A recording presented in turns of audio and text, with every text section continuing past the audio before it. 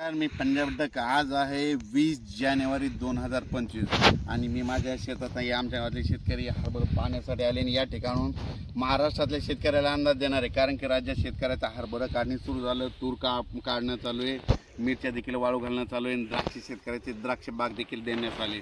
तर त्यांच्यासाठी खास करून आनंदाची बातमी आज आहे 20 जानेवारीपासून तर 1 फेब्रुवारीपर्यंत कसलाच पाऊस येणार नाही म्हणून काही चिंता करायची गरज नाही. म्हणून हा अंदाज लक्षात घ्यायचा. राज्यात सांगायचं झालं तर पूर्व विदर्भ, पश्चिम विदर्भ, दक्षिण महाराष्ट्र, उत्तर महाराष्ट्र, कोकण पट्टी, खानदेश, मराठवाडा या भागामध्ये सांगायचं झालं तर म्हणजे ह्या जवळपास आता 1 फेब्रुवारीपर्यंत कसलाच पाऊस येणार नाही. थंडी मात्र वाढत जाणार आहे म्हणून हा अंदाज लक्षात.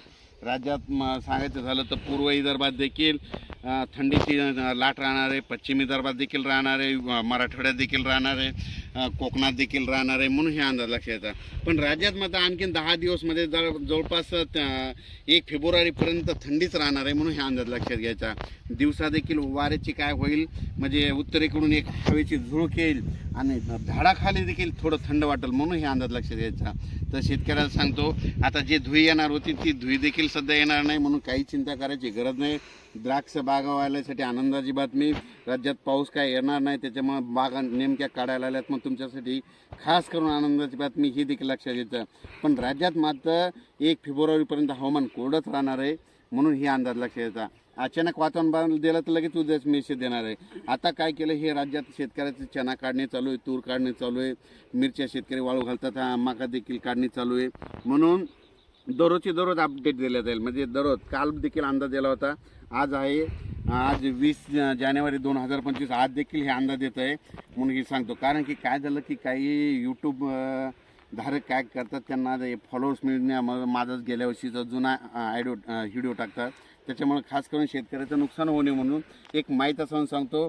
माझं जे यूट्यूब चॅनल आहे त्याच्यावर कसं आहे ब्लॅक शर्टाचं ते फोटो हे सगळ्या गोष्टी आहे आणि ज्या कंडिशनमध्ये त्या कंडिशनमधले याचे फोटो टाकत असतो म्हणून हे लक्षात घ्यायचं.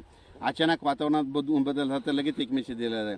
आणि शेतकऱ्यांना मी म्हणत होतो ना हरभरा एकरी 50 किलो पेरत असताना तुम्हाला सांगतो प्लेट जर फेकली तर वर तरंगा असा.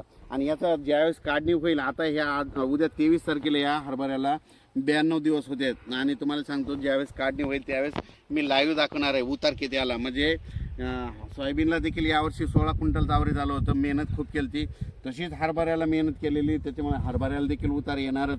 म्हणजे एक सुरुवातीला पीक करताना ठरत असतो ते येणारच. फक्त निसर्गानं थोडं मागं पुढं केलं तर त्याच्यात थोडं कमी जास्त होतं. धन्यवाद.